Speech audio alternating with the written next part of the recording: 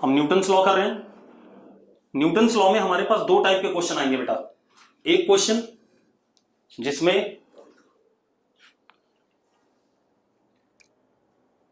जिसमें क्या कहते हैं, हमारे पास बॉडी इक्विलिब्रियम में है, मतलब बॉडी पे कोई फोर्स नहीं लग रहा है। एक तो इस टाइप के क्वेश्चन थे, नेट फोर्स जीरो था, बॉडी रेस्ट पे है, ठीक है, इतनी बात। दूसरे क्वेश्चन कौन से, जिसमें बॉडी एक्सेलरेटेड है। तो जिसमें बॉडी एक्सेलरेटेड है उसमें हम कह रहे हैं F is equal to mass into acceleration, net force is equal to mass into acceleration. कह रहे हैं या नहीं, जल्दी बताओ। और जिसमें रेस्ट पे उसमें हम नेट फोर्स क्या कर रहे हैं, जीरो कर रहे हैं। Vector sum of all the forces is what, zero. Yes और नो। चलो अब एक और क्वेश्चन करते हैं बेटा, ध्यान सुनना, ठीक है।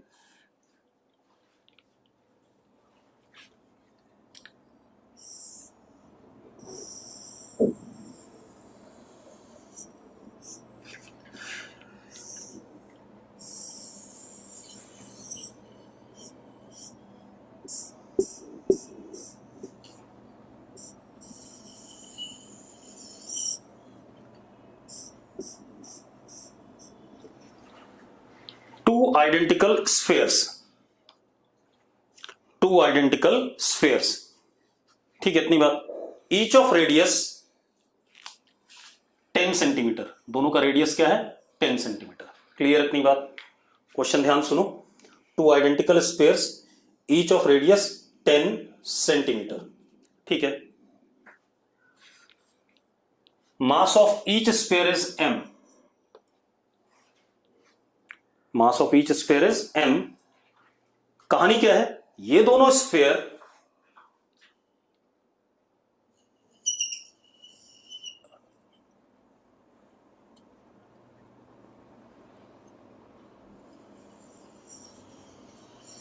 एक दीवार ये है बेटा, वॉल,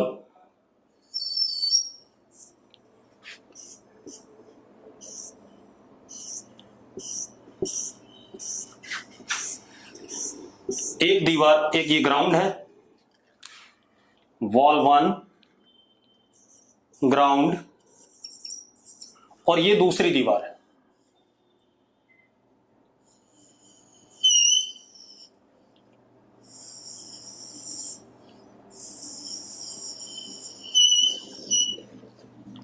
ठीक है भाई, ये सिस्टम ऐसे चुपचाप से पड़ा हुआ है, मतलब क्या है, इक्विलिब्रियम में है। ठीक है भाई, ये सिस्टम ऐसे चुपचाप से पड़ा है, मतलब क्या है, इक्विलिब्रियम में है। ठीक है, इतनी बात। मतलब सब कुछ रेस्ट पे है। ये बॉल इसके ऊपर ऐसे टिकी हुई है दीवार के सहारे और इस बॉल के ऊपर, और ये बॉल ऐसे जमीन पे और इस दीवार के सहारे ऐसे रुकी हुई है। अब आपने क्या बताना है, सब कुछ रेस्ट पे। फाइंड नॉर्मल या find simply contact force between both balls, दोनों बॉल के बीच में कॉन्टैक्ट फोर्स बताना है in terms of mass and gravity, mg के टर्म्स में। 10 सेंटीमीटर रेडियस का दक्ष मैंने बताया था, सुन नहीं रहा था इसका मतलब, तो मैंने क्या कहा, contact force between both the balls. अब सबसे पहले मेरे पास है फ्री बॉडी डायग्राम। ठीक है, ध्यान सुनना, फ्री बॉडी डायग्राम कैसे बनेगा। मैं थोड़ा थोड़ा सेपरेट कर देता हूं सारी चीजों को।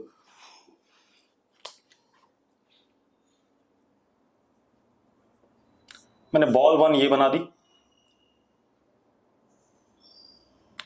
थोड़ा जानबूझ के छोटा बना रहा हूं ताकि मेरा डायग्राम, या ना बनाओ, रुको कोई दिक्कत नहीं, ऐसे ही देख लेते हैं। सबसे पहले देखो, इस बॉल पे वर्टिकली डाउनवर्ड क्या लगेगा, mg लगेगा या नहीं, यस और नो। अगर यस है तो यस लिख दो भाई। कौन लगाएगा, ग्राउंड, ग्रेविटेशनल फोर्स। इस बॉल पर भी वर्टिकली डाउनवर्ड mg लगेगा, कौन लगाएगा, ग्राउंड। मानते हो या नहीं, मानते हो, ठीक है, कोई दिक्कत नहीं। अब मेरी बात सुनो ध्यान से। ये बॉल नीचे ग्राउंड को दबाएगी, दबाएगी या नहीं दबाएगी? ये वाली बॉल की कांटेक्ट में है, ये सुनो, तो ये बॉल ग्राउंड को दबा रही है, मान लेते हैं एक्स फोर्स से दबा रही है, तो इस पे लगा नीचे normal to ground, it is X, on ground action, उतना ही बॉल पे ऊपर क्या लगेगा? Reaction X. यस और नो? यस और नो? ठीक है, बढ़िया।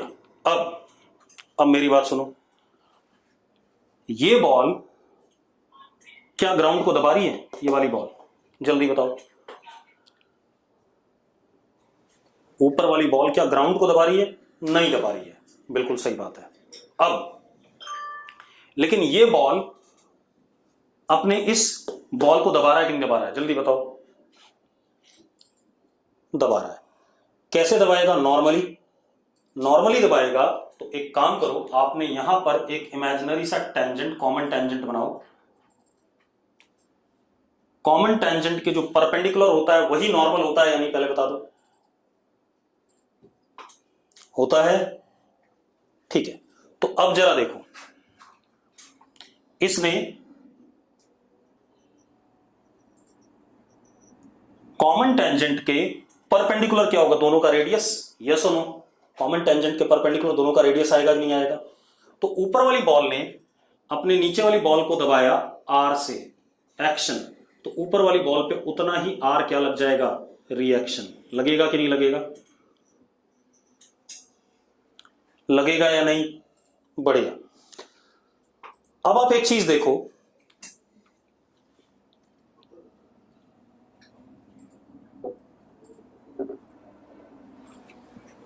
ठीक है, ये आर अलोंग द रेडियस है, ये आर भी अलोंग द रेडियस है। अब मेरी बात सुनो, अब आप एक चीज देखो, इस बॉल पे आर इधर की तरफ लग रहा है कि नहीं लग रहा है? यस और नो? आर का एक कंपोनेंट इधर आ रहा है कि नहीं आ रहा है? एक कंपोनेंट जो आर का इधर आ रहा है वो इस दीवार को दबाएगा कि नहीं दबाएगा? दबाएगा। तो उसने दबाया इस दीवार को, मान लो वाई से, नॉर्मली एक्शन, तो उतना ही वाई इस पे क्या आ जाएगा? रिएक्शन। यस और नो? बढ़िया। अब इसी तरीके से ये जो आर आया, इस आर का एक कंपोनेंट इधर की तरफ आ रहा है, वो इस दीवार को दबाएगा कि नहीं दबाएगा? दबाएगा। तो इस दीवार को दबाया उसने कितने से? मान लो जेड से, एक्शन, तो उतना ही इस दीवार पे क्या आ गया? Reaction, that is Z. आ गया? अब अभी तक किसी को डाउट हो फ्री बॉडी डायग्राम में तो लिख दो भाई।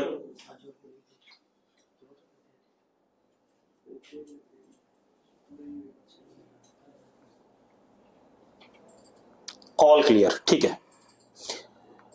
जिसको डाउट है, एक बच्चे ने कहा लास्ट स्टेप, बेटा एक बात बता, ये आर था इधर, इसका एक कंपोनेंट इधर की तरफ आएगा कि नहीं आएगा? इधर की तरफ आएगा, तो बॉल को इधर धक्का दे रहा है, बॉल को इधर धक्का दे रहा है, तो बॉल अपनी इस वाली दीवार को दबाएगी या नहीं दबाएगी? अब जब बॉल को इधर दबाएगी, बॉल इस दीवार को दबाएगी, एक्शन, तो उतना ही इस पे क्या लग जाएगा? रिएक्शन। ठीक है। अब मजेदार बात देखो, इतनी बात हो गई। अब अगर हम ध्यान से देखें तो इस बॉल पे सिर्फ 3 फोर्स लग रहे हैं, 1 2 3, और इस बॉल पे 4, 1 2 3 और 4 लग रहे हैं या नहीं लग रहे हैं? इन तीनों का वेक्टर सम 0 है क्योंकि ये बॉल रेस्ट पे है, इन चारों का वेक्टर सम 0 है क्योंकि ये बॉल भी रेस्ट पे है। यस और नो? अच्छा एक चीज बताना भूल गया बेटा मैं, इन दोनों दीवार के बीच में डिस्टेंस 36 सेंटीमीटर है, ये बताना भूल गया था बेटा, ये गिवन है डाटा में। इन दोनों दीवार के बीच में डिस्टेंस 36 सेंटीमीटर है। क्लियर है? ठीक है भाई। देवांश क्वेश्चन में गिवन था रेस्ट पे है, चुपचाप से पड़े हुए। ठीक है। एक बच्चा बोल रहा मास क्या है? मास मैंने m लिखा हुआ है, लिखा हुआ है भाई, तो answer must be in terms of m। ठीक। अब सुनो भाई, अब ये कहानी आ गई। अब जरा देखो, अब मुझे इन दोनों बॉल से मतलब है, ठीक है, दोनों बॉल रेस्ट पे हैं। मतलब अगर मैं बॉल 1 की बात करूं तो I can say R vector plus Z vector, ये वाला, प्लस एम जी वेक्टर का सम 0। और इसकी बात करूं तो ये वाला R vector plus X vector plus Y vector plus M G vector is equal to 0। Yes और नो? जल्दी बताओ भाई। कह सकता हूं, लेकिन मैं इस तरीके से नहीं करूंगा, मैं कंपोनेंट अप्रोच से करूंगा। ठीक है, इतनी बात। अब जरा देखो, मतलब ये वाली बॉल भी रेस्ट पे, ये वाली बॉल भी रेस्ट पे है, तो मैंने क्या करा, हॉरिजॉन्टल डायरेक्शन में एक्स एक्सिस मान लिया, वर्टिकल डायरेक्शन में वाई एक्सिस मान लिया। अगर कोई भी बॉल रेस्ट पे है तो एक्स डायरेक्शन में नेट फोर्स 0, वाई डायरेक्शन में नेट फोर्स 0। ऐसे लिखूंगा कि नहीं लिखूंगा? हाँ या ना? ठीक है, तो अब जरा देखो, एक मिनट, बॉल 1 की बात करें, ये पहले से ही z डायरेक्शन में, x डायरेक्शन में है z फोर्स, ये वर्टिकल है। r की कहानी है, r के कंपोनेंट तोड़ने पड़ेंगे, एक x में और एक y में। यस और no? Two mutually perpendicular directions, इसको हॉरिजॉन्टल कह देते हैं। x और y कहेंगे तो आपको x और y आपने ले रखे हैं, इसलिए बार बार नहीं कहेंगे, इसको वर्टिकल। z पहले से ही हॉरिजॉन्टल फोर्स है, mg वर्टिकल है, मुझे सिर्फ r के कंपोनेंट तोड़ने हैं। किसमें? हॉरिजॉन्टल में और वर्टिकल में। ठीक है, इतनी बात। अब जरा देखो, तो मुझे एंगल चाहिए होगा बेटा, तो सबसे पहले इन दोनों को ऐसे जोड़ दो। अगर आप ध्यान से देखो, ये 20 सेंटीमीटर है, हाँ या ना? इन दोनों के सेंटर को जोड़ दो, 20 सेंटीमीटर है या नहीं है? ठीक है। अब एक चीज और,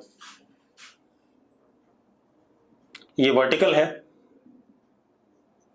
और ये हॉरिजॉन्टल है, y is horizontal and mg force is what? Vertical. तो ये एंगल 90 डिग्री हुआ या नहीं हुआ? बताना मुझे। हो गया? ठीक। अब एक चीज और बेटा, ये 10 सेंटीमीटर है कि नहीं? क्योंकि इधर रेडियस है 10 सेंटीमीटर, और इधर भी ये 10 सेंटीमीटर है या नहीं? बताना जरा, यस और नो? तो ये इतना कितना है, 16 सेंटीमीटर हुआ या नहीं, यहां से यहां तक? क्योंकि टोटल 36 था, 16 हुआ या नहीं?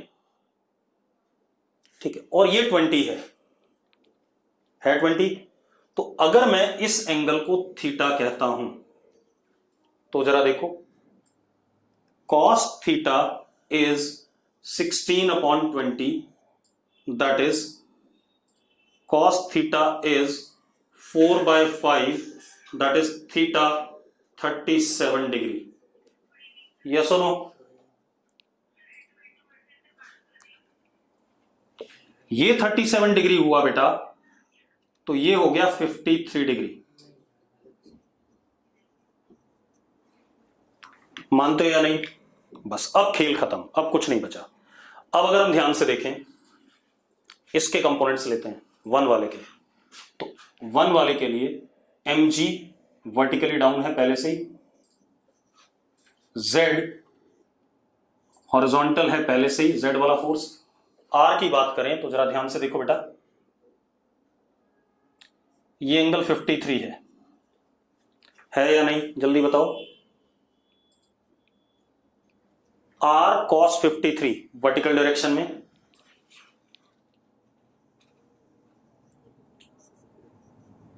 cos 53, और इधर r sin 53। यस और नो? जल्दी बताओ भाई। ठीक, अब पहले इसको सॉल्व करते हैं। अगर ये रेस्ट पे है तो ऊपर वाला फोर्स बराबर नीचे वाला फोर्स, तो क्या आ गया हमारे पास? r cos 53 is equal to mg cos 53 is what 3/5 is equal to mg, तो r is equal to 5/3 mg। आ गया आंसर हमारा? आगे कि नहीं आ गया? हमें r ही निकालना था शायद। अगर मैं आपको कहता कि आप लोग करो इस क्वेश्चन को तो आप लोग कर नहीं पाते। क्यों? क्योंकि आपको ज्योमेट्री नहीं क्लियर होती कि हमें करना कैसे है। ठीक है भाई। अब इसके बाद 16 कैसे आया? 16 क्या आ रहा है भाई? अच्छा, एक बच्चे को दिक्कत है, ये 16 डिस्टेंस कैसे आया भाई? ये बॉल है, ये परपेंडिकुलर है, इधर रेडियस ही बचा 10, ये परपेंडिकुलर, इधर रेडियस बचा 10, टोटल 36 था, तो बीच में कितना बचा डिस्टेंस? 16 बचा कि नहीं बचा? अब आर आ गया। अब अगर मुझे इस दीवार पे फोर्स चाहिए z बताना है, इस दीवार पे फोर्स चाहिए y बताना है, ग्राउंड पे फोर्स बताना है दैट इज x, तो मैं ये सारी बातें बता सकता हूं आराम से। देखो कैसे। अब इसी को देखो, z इधर वाला फोर्स बराबर इधर वाला फोर्स, तो z is equal to r sin 53, तो z is equal to r कितना? 5/3 mg sin 53 इज व्हाट 4/5, तो 5 से 5 कट गया, z comes out to be 4/3 mg। मतलब इस वाली दीवार पे जो इधर फोर्स लगा that is how much? 4/3 mg। Yes और नो? ठीक है भाई। अब इसके बाद इस वाले बॉल पे आ जाए। हमें z पता चल गया, r पता चल गया, हम दोनों चीजें लिख लेते हैं। r is equal to 5/3 mg and z is equal to 4/3 mg। अब हम इस वाली बॉल पे आते हैं।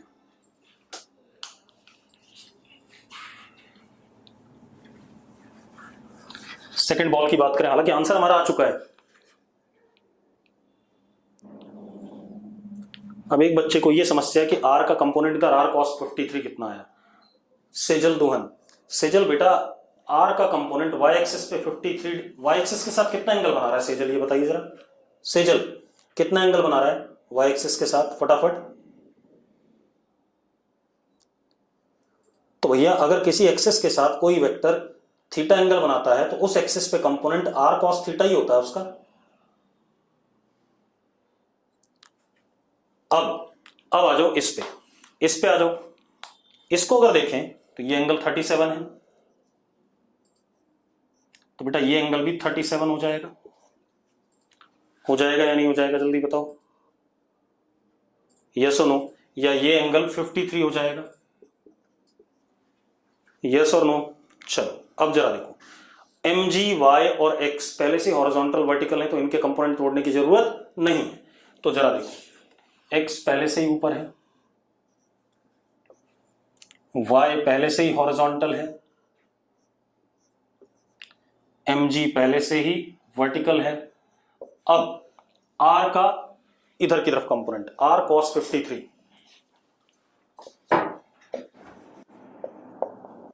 और इधर की तरफ r sin 53, यस और नो?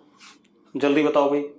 अब क्योंकि बॉल रेस्ट पे है तो इधर वाला फोर्स बराबर इधर वाला, तो y is equal to r sin 53, sin 53 is 4/5, तो y comes out to be 5/3 mg। हमने r की वैल्यू रखी, sin 53 4/5, 5 से 5 कट गया, तो y comes out to be 4/3 mg। आगे कि नहीं आ गया? यस और नो? ठीक है, तो y की वैल्यू यहां लिख लेते हैं।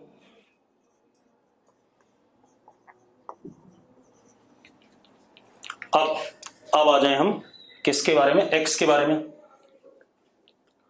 तो x इज mg प्लस ऊपर वाला फोर्स बराबर नीचे वाला r cos 53। अब जरा देखो, x is equal to r की वैल्यू ये वाली और cos 53 की, ये आ जाएगा 2 mg। कितना आ जाएगा? 2 mg। अब क्वेश्चन अच्छा था या नहीं?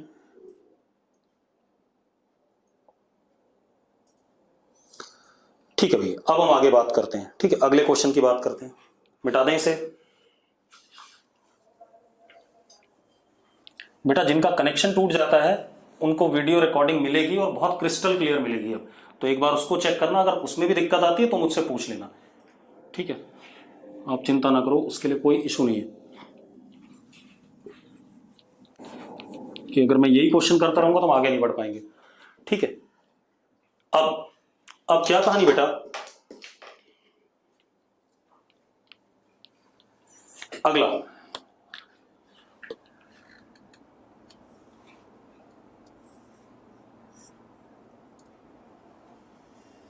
हमारे पास एक ये स्ट्रिंग है बेटा और एक ये ब्लॉक है, मास m का। ब्लॉक रेस्ट पे है, स्ट्रिंग से लटका हुआ है। तो अब जरा देखो, नीचे क्या लगा, mg ब्लॉक पे। ब्लॉक को रोकने के लिए स्ट्रिंग ब्लॉक पे t टेंशन लगाता है, एक्शन, तो उतना ही छत पे रिएक्शन लगेगा t।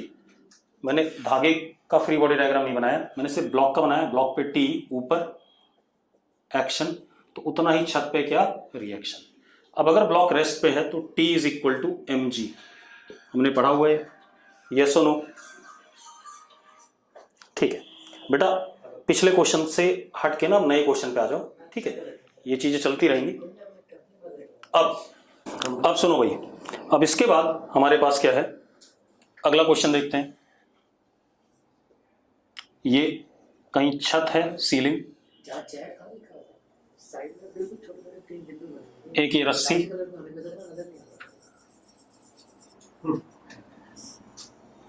और एक ये रस्सी, ये भी छत से हमने कहीं बांध दी, और ये बीच में ब्लॉक है, मास m, ठीक है?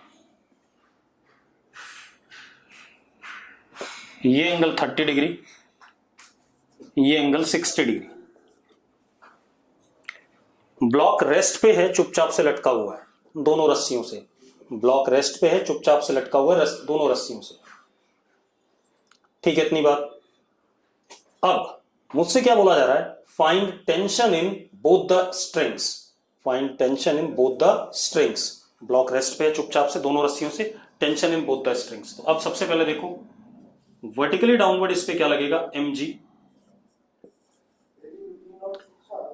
इस रस्सी में अगर टेंशन T1 आता है, एक्शन ब्लॉक पे, तो छत पे उतना ही रिएक्शन, सॉरी T1। इस रस्सी में टेंशन T2 आता है, एक्शन, उतना ही इसमें छत पे रिएक्शन आया T2। अब अगर मैं ब्लॉक की बात करूं तो ब्लॉक पे यही तीन फोर्स लग रहे हैं, एंड ब्लॉक इन इक्विलिब्रियम या rest, therefore T1 vector plus T2 vector plus mg vector का सम क्या होना चाहिए, 0 होना चाहिए, यस और नो? यानी कि तीन वेक्टर का सम 0 हो रहा है। तीन वेक्टर का सम 0 तो आप मजेदार बात देखो, मैं आपको और बढ़िया बता देता हूं।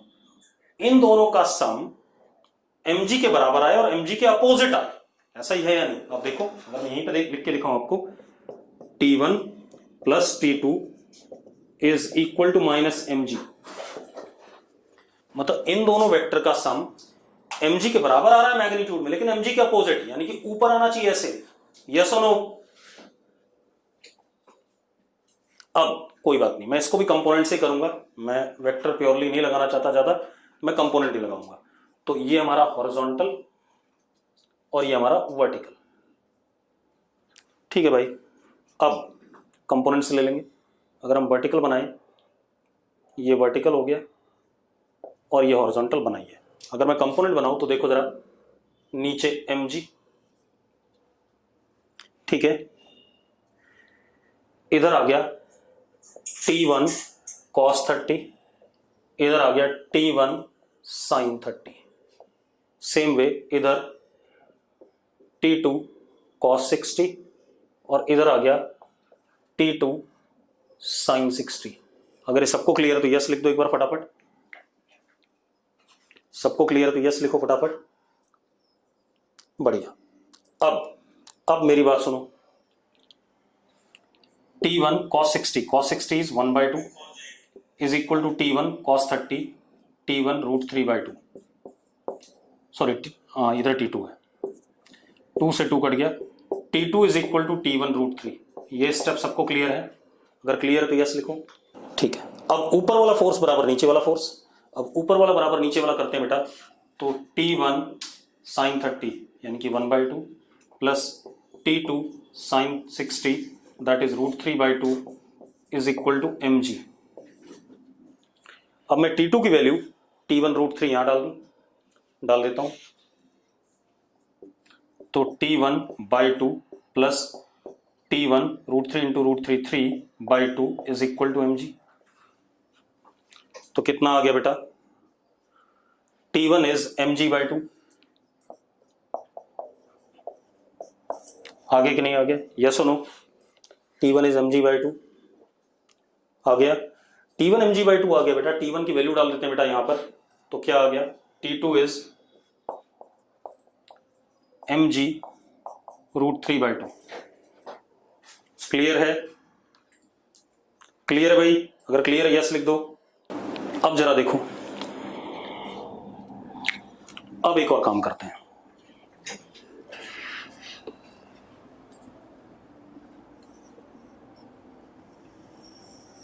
ये स्ट्रिंग से मैंने किसी बंदे को लटका दिया, उसने दोनों हाथ से स्ट्रिंग पकड़ रखी, बंदा है मैन, ठीक है, एक रस्सी से आदमी को लटका दिया। ठीक है भाई, आदमी चुपचाप से लटका हुआ है रस्सी पकड़ के। ठीक है, तो अब जरा देखो, फ्री बॉडी डायग्राम बनाते हैं बेटा, ध्यान सुनना। अगर मैं अलग अलग कर लूं स्ट्रिंग और मैन को, मैन पे नीचे mg लगेगा, लगेगा कि नहीं लगेगा? यस और नो? जल्दी बताओ। मैन पे नीचे mg लगेगा, ठीक है, मैन पे नीचे mg लगेगा, लेकिन मैन तो चुपचाप से लटका हुआ है या नहीं लटका हुआ है? ये बताओ मुझे, मैन चुपचाप से लटका हुआ है या नहीं? अगर मैन चुपचाप से लटका हुआ है तो भाई इस आदमी को ऊपर की तरफ रस्सी खींच रही है, कितने फोर्स से? टेंशन T, यस और नो? तो ये आदमी पे हो गया एक्शन, तो उतना ही रस्सी पे लग गया रिएक्शन। मानते हो या नहीं मानते हो? जल्दी बताओ, मानते हो? ठीक है, अब अगर आदमी रेस्ट पे है, ठीक है, इतनी बात, आदमी अगर रेस्ट पे है तो T is equal to mg, T is equal to mg। ठीक है भाई, अब एक काम करते हैं, दूसरा खेल करते हैं इसी में।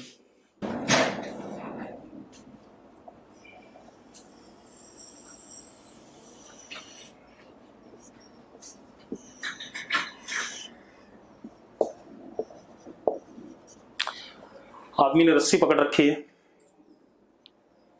बेटा, हर जगह कुछ फाइंड नहीं करना होता, हर जगह कुछ बताना भी होता है क्या करना है। ठीक है, आदमी ने रस्सी पकड़ी हुई है, ठीक, आदमी इस रस्सी पे ऊपर की तरफ क्लाइंब कर रहा है, ऊपर की तरफ क्लाइंब कर रहा है,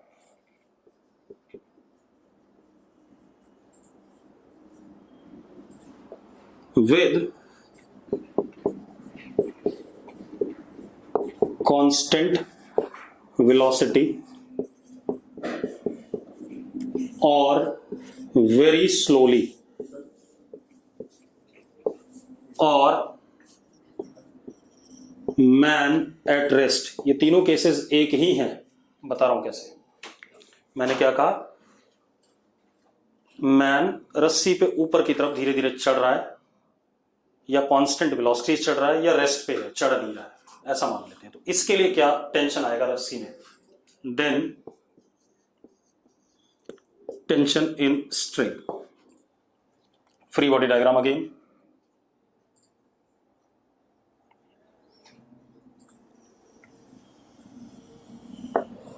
आदमी पे नीचे mg लगेगा, ऑब्वियस सी बात है, और आदमी क्योंकि नीचे गिर नहीं रहा है, ठीक है, तो रस्सी इसके हाथ पे ऊपर की तरफ टेंशन T लगाएगी, एक्शन, तो तो उतना ही छत पे क्या लग जाएगा, रिएक्शन। यस और नो, यस और नो। अब एक बात बताओ, आदमी रेस्ट पे है तो हम कह सकते हैं ऊपर वाला फोर्स बराबर नीचे वाला force, T is equal to M G, कह सकते हैं या नहीं? ठीक है। एक्सेलरेशन 0 है तब भी यही कह सकते हैं, और कांस्टेंट वेलोसिटी से चल रहा है तो भी नेट फोर्स 0 होगा या नहीं होगा? बेटा अगर कांस्टेंट वेलोसिटी से ऊपर भी जा रहा है तो भी ऊपर वाला फोर्स बराबर नीचे वाला फोर्स, और अगर रेस्ट पे तो भी ऊपर वाला फोर्स बराबर नीचे वाला फोर्स, यानी कि T बराबर mg आएगा कि नहीं आएगा इस केस में? आएगा। ठीक है, अब अगला case,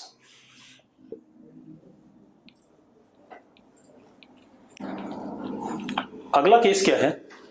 now man climbs up with, तो पिछले केस में क्या आया, T mg के बराबर, ये केस 1 की बात थी। Now man climbs up with acceleration a constant, ऊपर की तरफ एक्सेलरेशन है कांस्टेंट a।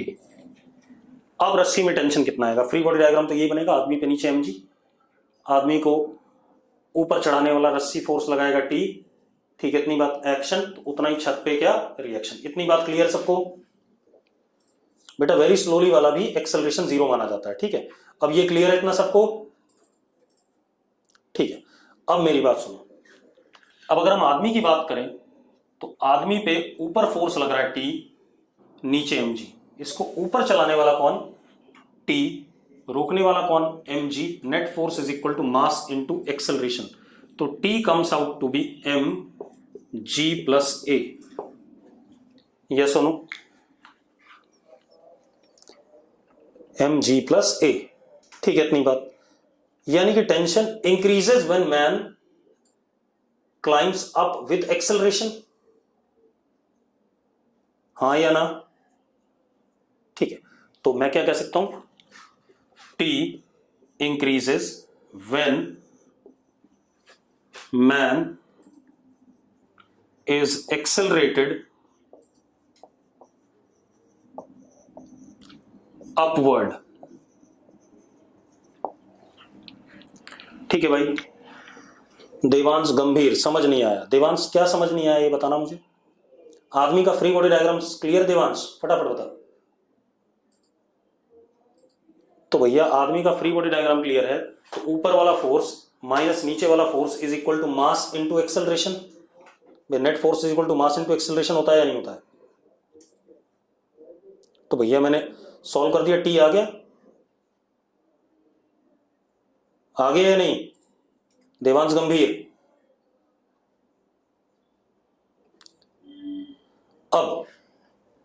अब देखो भाई, तो सीधी सी बात है, मैंने ये फ्री बॉडी डायग्राम बनाया। मुस्कान फ्री बॉडी डायग्राम क्लियर है या नहीं? मुस्कान फ्री बॉडी डायग्राम क्लियर है या नहीं? अरे लड़की क्या बात कर रही है। अगर आदमी लटका हुआ है तो mg तो नीचे ही लगेगा। मुस्कान जल्दी बता, अगर आदमी लटका हुआ है तो mg नीचे लगेगा कि नहीं? मुस्कान तू बता फटाफट। और अगर आदमी गिर नहीं रहा है तो उसको कोई ना कोई ऊपर फोर्स लगेगा कि नहीं लगेगा ताकि गिरे नहीं? वो मैंने T मान दिया, एक्शन धागे पे, धागे का एक्शन आदमी पे, धागे का एक्शन आदमी पे, तो उतना ही रिएक्शन छत पे। अब ये आदमी ऊपर जा रहा है, कितने एक्सेलरेशन से? A से, तो ऊपर जा रहा है तो ऊपर वाला फोर्स माइनस नीचे वाला force, net force is equal to mass into acceleration. क्या दिक्कत है भाई इसमें?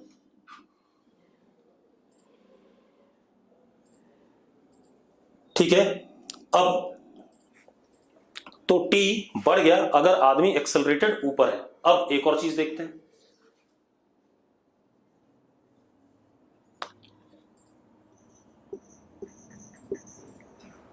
अब आदमी नीचे की तरफ आ रहा है विद एक्सेलरेशन A।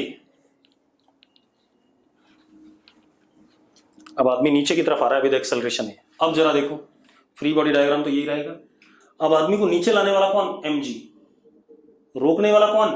T, तो mg minus T net force is equal to mass into acceleration. ये स्टेप क्लियर है या नहीं? क्लियर है? मुस्कान, देवांश, ठीक है। अब T is equal to M G minus A, tension ये हो गया। यानी कि अब जरा देखो, T decreases when man accelerated downward. T decreases when man accelerated downward. अब इसी में एक मजेदार बात और है। मजेदार बात क्या है? If G is equal to A तो T 0 हो गया। If G is equal to A मतलब G के बराबर हो गया। If A is equal to G तो T 0 हो गया। If A is equal to G तो T 0 हो गया। इसका मतलब क्या है? इसका मतलब है कि आदमी फ्री फॉल कर रहा है भाई। रस्सी छूट चुकी है उसके हाथ से, तो रस्सी छूट गई तो रस्सी में टेंशन भी क्या हो जाएगा? 0। अरे यस और नो? रस्सी छूट गई उससे तो अपने आप ही क्या हो जाएगा? 0 हो जाएगा। ठीक है, तो it means man now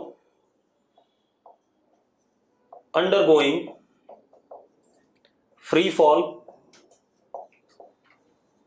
with acceleration G। ठीक है, स्ट्रिंग छूट गई, स्ट्रिंग बिकम स्लैक।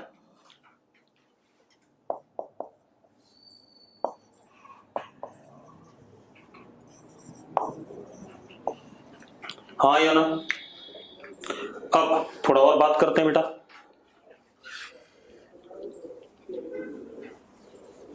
देवांश कितने किलो का है? जल्दी बता। देवांश कितने किलो का होगा अपना अप्रोक्सीमेट? 60 किलो का। चलो देवांश को ले लेते हैं भाई।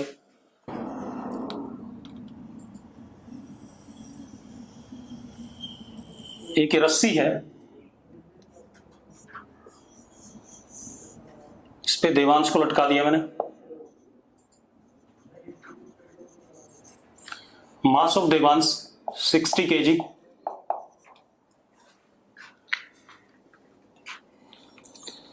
देवांश का बेटा अभी मैं सवाल करा रहा हूं, अपने आप ही क्लियर हो जाएगा। देवांश का मास कितना? 60 kg। ठीक है भाई। अब string breaks if tension in string is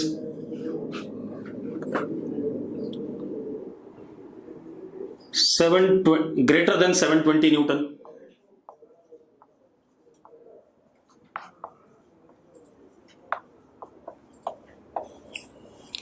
रस्सी टूट जाएगी अगर रस्सी में टेंशन 720 न्यूटन से जस्ट बड़ा हो जाए। तो हमसे क्या पूछा जा रहा है? Range of acceleration with which Devansh must climb up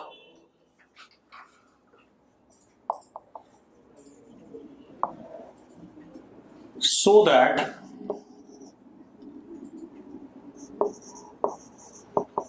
he reaches up safely।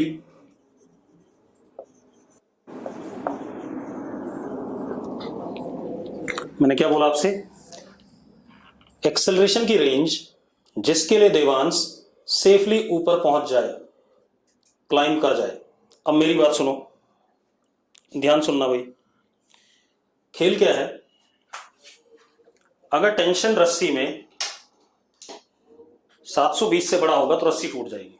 चलो अब एक काम करते हैं, देवांश पे नीचे लगेगा mg दैट इज 600। देवांश के हाथ पे टेंशन लगेगा ऊपर की तरफ T और छत पे T। तो देवांश पे यही दो फोर्स लग रहे हैं, T और 600। यस और नो? यस और नो? अब किसी बच्चे ने कहा था कि अगर कांस्टेंट वेलोसिटी से चढ़ता तो क्या होता, या बहुत धीरे चढ़ता। ठीक है, वो बच्चा चैट बॉक्स में आ जाओ। किसी बच्चे ने कहा था, योगेश कह रहा है वेट तो 60 दे रखा है। अबे बेवकूफ, मास दे रखा है 60 kg, वेट होता है mg। अपने आप ही कूद जाते हैं, कुछ भी कहने लगते हैं। ठीक है, अब एक चीज देखो, अगर ये बहुत स्लोली ऊपर जाए, if Devansh goes up slowly, इसका मतलब होता है एक्सेलरेशन 0, और विद कांस्टेंट वेलोसिटी। इन दोनों का मतलब यह है कि देवांश की बॉडी पे नेट फोर्स 0 है, यस और नो? इन दोनों का मतलब यही है कि देवांश की बॉडी पे नेट फोर्स 0 है। तो इसका मतलब T इज इक्वल टू 600 कहेंगे या नहीं कहेंगे? तब टेंशन कितना होगा? 600 होगा या नहीं? क्योंकि ऊपर वाला फोर्स बराबर नीचे वाला नेट फोर्स 0। एक बात बताओ, क्या रस्सी टूटेगी इस केस में? नहीं टूटेगी, मतलब देवांश सेफली ऊपर पहुंच जाएगा। ये रस्सी टूटेगी तो देवांश नीचे गिरेगा और देवांश निपट जाएगा फिर। तो देवांश सेफली ऊपर पहुंच जाएगा इस केस में। ठीक है, अब ये तो मैंने ऐसे ही बता दिया जिसको कांस्टेंट वेलोसिटी वाली दिक्कत थी उसके लिए। अब हम आते हैं मेन काम पे। मान लो देवांश ऊपर जा रहा है ए एक्सेलरेशन से, तो इसको ऊपर ले जाने वाला T, रोकने वाला 600 is equal to mass into acceleration. ये इक्वेशन क्लियर है या नहीं? जल्दी बताओ भाई, इक्वेशन क्लियर है? T minus 600 is equal to 60A, सबको क्लियर है? तो T comes out to be 60A plus 600। लिख सकता हूं? लिख सकता हूं भाई? ठीक है, अब मजेदार बात देखो, मुझे गिवन है T must be less than और equal to 720 for safe climb. लिखा है कि नहीं लिखा है क्वेश्चन में? जरा देखो, T की वैल्यू 720 से छोटी होनी चाहिए सेफली क्लाइंब करने के लिए। इस चीज का यूज करूंगा मैं। अब जरा देखो कैसे। 60A plus 600 is tension must be less then 720। Yes और नो? सबको क्लियर है? जल्दी से लिखते जाओ चैट बॉक्स में। अब मैंने क्या करा, A निकाल लिया, इसको उधर भेज के 120, 120 बाई 60 इज व्हाट 2।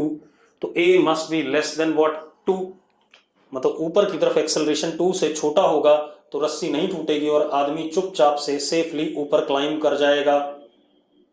हाँ या ना? बहुत बढ़िया। अब अगला क्वेश्चन देखते हैं बेटा। अब देखो भाई, अब तुम में से अगर कोई शैतान सा बालक है उसकी बात करते हैं। कौन है भाई? बोलना चाहेगा कोई तो बता दो मुझे। मान लो यहां पर एक खूंटा गड़ा हुआ है। खूंटा समझते हो सब लोग? अरे खूंटा समझते हो जिससे गाय भैंस बांधी जाती है? अब देखो भैया, ग्राउंड है, ग्राउंड पे हमने एक खूंटा गाड़ दिया। ठीक है, खूंटा पता है ना सबको?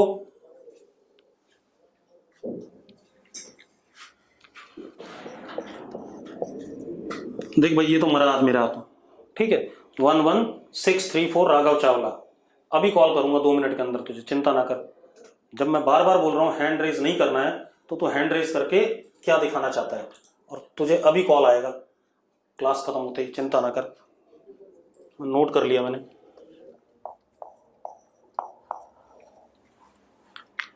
अब देखो भाई, अब हमारे पास क्या है, ये खूंटा गाड़ दिया हमने, खूंटे से एक रस्सी बांधी, और ये पेड़ की एक टहनी है।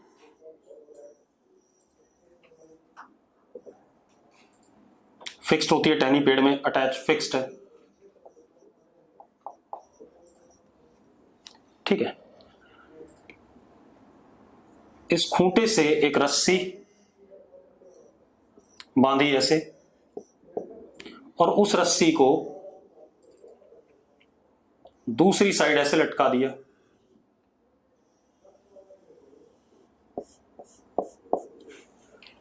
ठीक है भाई, इस रस्सी का हॉरिजॉन्टल के साथ एंगल है 30 डिग्री। ठीक है, रस्सी आइडियल है, पेड़ की टहनी आइडियल है, मतलब पेड़ की टहनी नॉट रोटेटिंग, फ्रिक्शनलेस, सब कुछ। अब क्या कहानी है, इफ वर्टिकल फोर्स, अच्छा किसी ने कभी गाय भैंस बांधी हुई देखी हो खूंटे पे, तो आप अगर मजेदार सी बात देखो, गाय भैंस जब खूंटा उखाड़ के भागती है तो कैसे उखाड़ के भागती है, किसी को पता हो क्या मैकेनिज्म यूज करता है गाय भैंस, किस तरीके से, मैं बताऊं। होता क्या है, आपने खूंटा गाड़ दिया जमीन पे, मतलब मान लो ये गाड़ दिया, ये रस्सी बनी हुई है, पहले वो क्या करती है, ऐसे ऐसे कई बार क्या करता है, खूंटे को कई बार ढीला करने की कोशिश करता है, और फिर रस्सी को ऊपर की तरफ ऐसे झटका देता है और खूंटा ऐसे निकल जाता है, ऐसा ही करता है, यस और no,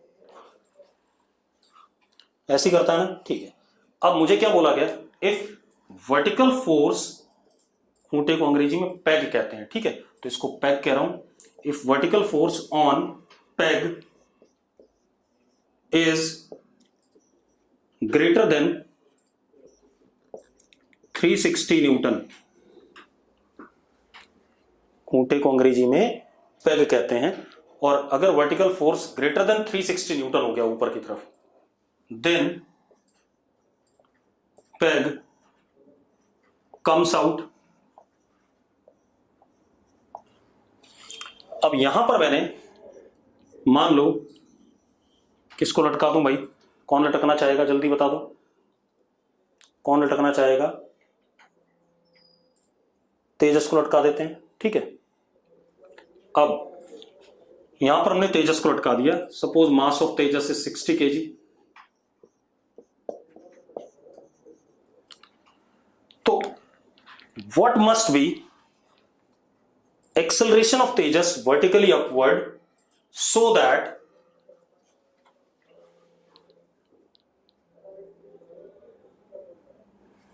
what must be acceleration of Tejas vertically upward so that he climbs up safely, मतलब क्या कहानी, सेम क्वेश्चन है, acceleration upward such that acceleration vertically upward such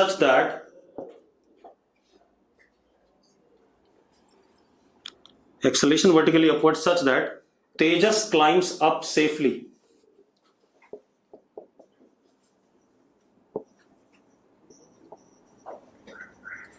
ये कहानी है। अब जरा देखो एक मिनट, सबसे पहले देखो तेजस पे क्या लगेगा, mg दैट इज 600, इतना सबको क्लियर है।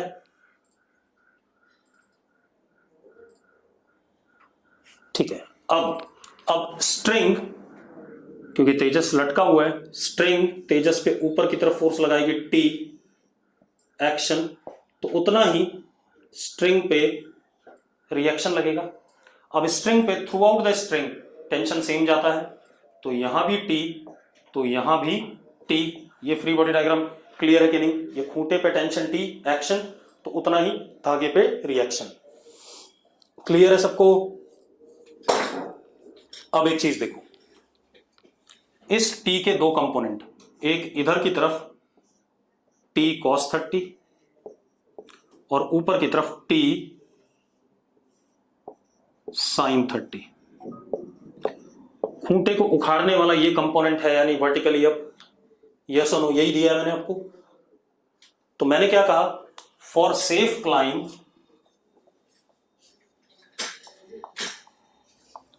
खूंटे को उखाड़ने वाला कंपोनेंट 360 से छोटा होना चाहिए या नहीं, बताया कि नहीं बताया मैंने आपको, यस और नो। तो यानी कि T must be less than equal to 720, हाँ या ना, T must be less than equal to 720, दिख रहा है सबको, क्लियर सबको, तो यस लिखो। ठीक है, अब मजेदार बात देखो, अब हम इस आदमी की बात कर लें, तेजस की। ए एक्सेलरेशन से ऊपर जा रहा है, ऊपर ले जाने वाला कौन, टी, रोकने वाला कौन, 600 इज इक्वल टू 60A। तो T is equal to 600 plus 60A। अब for safe climb T must be less than equal to, दे रखा है 720, तो यहां डाल देते हैं वैल्यू, ये वाली वैल्यू यहां डालते हैं, तो क्या आता है 600 plus 60A is less than equal to 720, तो A is less than equal to 2। मतलब आदमी क्या करेगा, 2 या 2 से कम एक्सेलरेशन से क्लाइंब करेगा। राघव अब नहीं करेगा ऐसा, ठीक है, इतनी बात। चलो हो गया क्वेश्चन क्लियर सबको, क्लियर हो गया, अब क्लियर है कहानी, ठीक है। चलो